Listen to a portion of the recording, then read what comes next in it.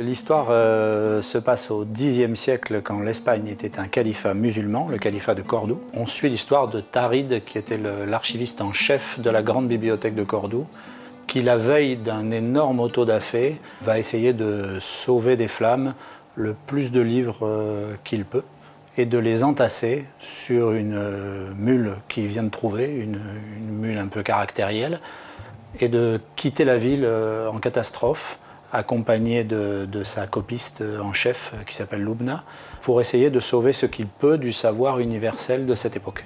C'est un fait historique dont on a très peu connaissance aujourd'hui. À la lecture du scénario de Wilfrid, on remarquait vraiment ça. On se rend compte en fait que beaucoup de ce qu'on sait aujourd'hui, en philosophie, en mathématiques, dans plein de domaines, en fait, pendant très longtemps, c'est passé au travers de livres qui étaient des exemplaires pratiquement uniques. Et en fait, moi, en dessinant l'histoire, je me suis rendu compte qu'il y avait beaucoup de choses que je savais qui viennent de ces goulots d'étranglement de l'histoire. Ben moi, je crois que je ferai comme Tarid, c'est-à-dire que j'en mettrai trop sur une mule. Ouais.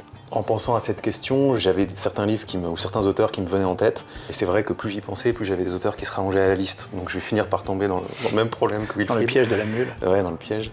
Mais non, il y a Dostoïevski. Il y a certains auteurs, en tout cas, je trouve, qui ont inventé des concepts qui sont marquants. Et puis là, je suis en train de lire La Conjuration des imbéciles de Toole. Et je me dis que là, il va sûrement aussi rester sur la mule. À titre personnel, j'ai fait toute ma scolarité sans qu'à aucun moment on me parle de la civilisation musulmane, jamais. Au Xe siècle, l'Europe, c'est pas folichon, hein. C'est ce qu'on appelle l'époque des rois feignants. Ils sont tous consanguins, ils s'éventrent tous pour des micro-royaumes. Et à l'inverse, dans le califat de Cordoue, on est vraiment à une espèce de climax de rayonnement culturel, scientifique, sanitaire, médical, qui est hyper intéressant pour un scénariste. En fait. J'avais aussi envie de raconter une vraie aventure en fait. Ça reste une aventure très familiale.